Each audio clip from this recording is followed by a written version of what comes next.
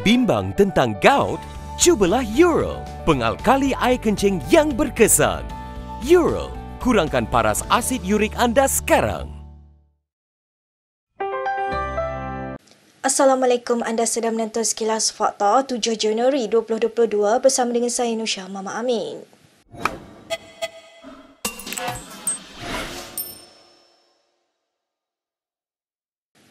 Azam Baki memulakan tindakan undang-undang terhadap seorang pemberi maklumat yang paling awal mendedahkan dakwaan pemilikan saham membabitkannya. Pemberi maklumat berkenaan, Lalita Kunaratnam, menyiarkan di Twitter semalam surat tuntutan yang dihantar oleh Peguam Azam kepadanya. Kata Lalita dalam tweet itu, dirinya telah menerima surat tuntutan daripada Ketua Pesuruhjaya SPRM.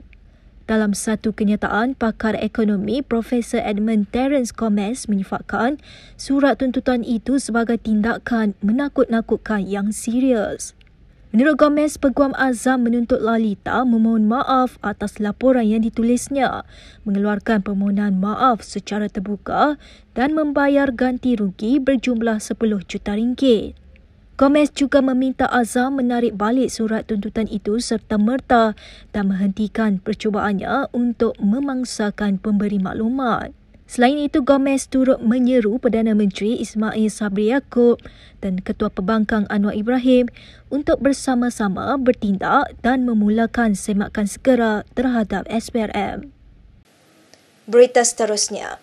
PAS menyambut baik penjelasan terbuka Ketua Pesuruhjaya SPRM Azam Baki mengenai dakwaan pemilikan sahamnya dalam beberapa syarikat. Setiausaha Agung PAS Taqiyuddin Hassan berkata demikian bagi mengulas penjelasan Azam bahawa akaun saham miliknya digunakan oleh adiknya Nazir Baki. Dalam satu kenyataan, Taqiyuddin menegaskan tuduhan terhadap Azam merupakan cubaan untuk menggugat kestabilan negara di bawah kepimpinan Perdana Menteri Ismail Sabri Yaakob. Tambahnya, kenyataan terbuka yang berupa penafian terhadap tuduhan berkenaan diharap dapat menghentikan tindakan beberapa pihak yang kelihatan sengaja membangkitkan isu seumpamanya. Ini selepas pemuda PAS menyarankan agar Azam direhatkan ekoran dakwaan pemilikan sahamnya itu sehingga siasatan selesai.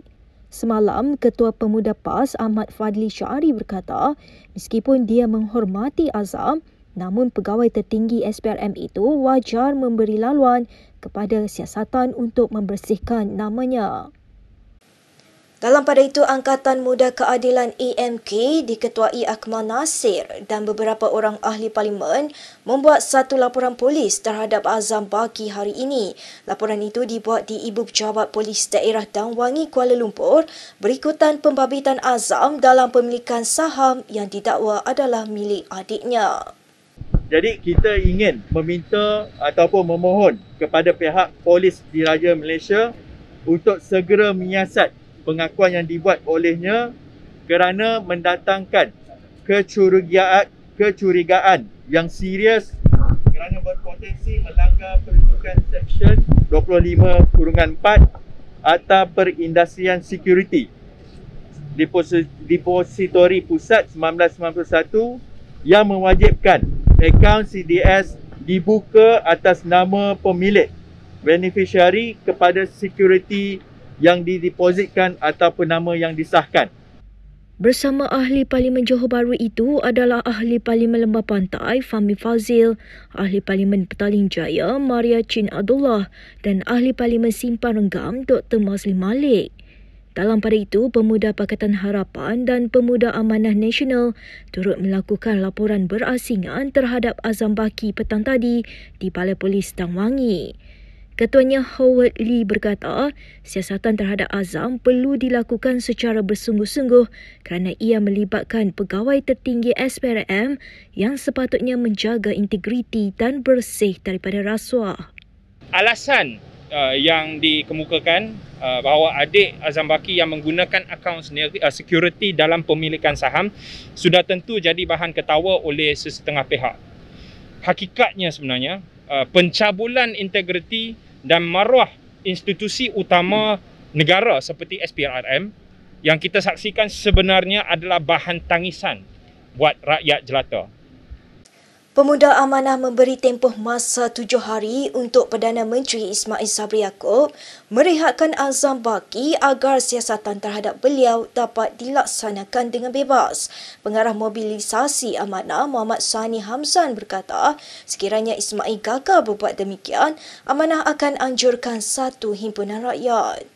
Kita minta Yang Amat Berhormat Perdana Menteri supaya merehatkan Ketua Pesuruhjaya SPRM ni. Kita bagi masa 7 hari kepada Yang Amat Berhormat Perdana Menteri. Kalau tak ada, kita akan anjurkan satu himpunan besar, himpunan rakyat, menuntut supaya Ketua Pesuruhjaya SPRM ini direhatkan segera, dan himpunan ini akan kita adakan di Putrajaya, iaitu di hadapan pejabat Yang Amat Berhormat Perdana Menteri Malaysia. Dia berkata demikian kepada pemberita selepas menyerahkan memorandum kepada Istana Negara berkenaan keraguan integriti Ketua Pesuruhjaya SPRM itu di pintu 3 Istana Negara hari ini. Mengulas lanjut mengenai tuntutan memorandum itu, Ketua Pemuda Amanah Muhammad Hasbi Muda berkata mereka mencadangkan agar Yang di-Pertuan Agong Sultan Abdullah bertitah kepada Perdana Menteri untuk segera menubuhkan Suruhanjaya Siasatan Diraja RCI bagi menyiasat hal tersebut. Pening, tangan dan kaki kebas, letih. Ini mungkin tanda peredaran darah kurang baik. Cubalah Thomson Activated Ginkgo dengan teknologi aktivasi dari Jepun yang menghancurkan ginkgo biloba dan melekat pada dinding usus untuk penyerapan lebih baik bagi membantu memperbaiki peredaran darah. Kawalan kualiti memastikan ia mudah larut dengan daun muda ginkgo dari Jepun. Untuk peredaran darah yang lebih baik, cubalah Thomson Activated Ginkgo. Ini adalah Medifax untuk Thomson. Kita ke perkembangan berikutnya. PH mendesak satu badan bebas menyiasat kontroversi berkait pemilikan saham oleh Ketua Pesuruhjaya SPRM Azam Baki. Kenyataan itu dikeluarkan bersama oleh Presiden PKR Anwar Ibrahim, Presiden Amanah Muhammad Sabu, Setiausaha Agung DAP Lim Guan Eng dan Presiden UPKO Madius Tanggau. Dalam tempoh siasatan itu berjalan, PH mendesak supaya Azam serta pengerusi Lembaga Penasihat Pencegahan Rasuah LPPR Abu Zahar Ujang direhatkan. Pada masa sama, Polis Diraja Malaysia PDRM juga perlu membuka kertas siasatan untuk menyiasat sekiranya telah berlaku sebarang pelanggaran undang-undang seperti yang telah didakwa pelbagai pihak. Dalam pada itu, PH turut menggesa Perdana Menteri Ismail Sabri Yaakob untuk tidak berdiam diri berhubung isu tersebut. PH berkata Ismail harus memanggil sidang Parlimen KAS bagi menjelaskan keadaan sebenar berhubung isu saham Azam Baki. Pada sidang media 5 Januari lalu, Azam mengatakan kesemua pemilikan saham tersebut sudah dipindahkan ke akaun adiknya. Dr. Mahathir Mohamad meneruskan serangannya terhadap Najib Razak dengan mengatakan ahli Parlimen Pekat dan penyokongnya sudah hilang rasa malu dan cuba mengalih perhatian dengan membuat tuduhan terhadap orang lain. Beliau berkata demikian dalam satu hantaran di Facebooknya semalam. Dr. Mahathir menyifatkan rasa tidak malu melakukan kesalahan adalah satu nilai hodoh dan ia ditunjukkan secara jelas oleh Najib dan penyokongnya melalui slogan malu apa bosku dan dicium tangan Najib. Katanya Najib akan mengelak isu salah guna kuasa yang ditujukan kepadanya dengan menuding jari kepada orang lain.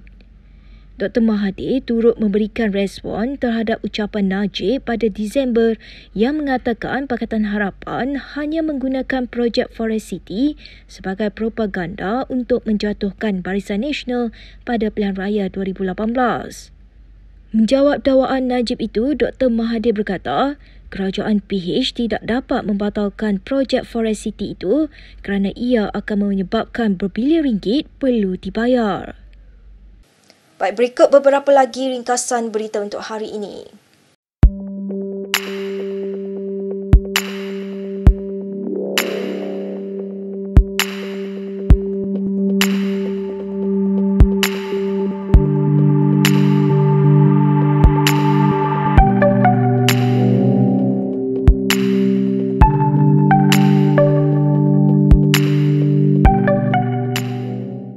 Sekian Sekian sahaja daripada saya Nosha Mama Amin untuk sekilas fakta. Untuk lebih banyak berita, anda boleh melayari kinitv.com.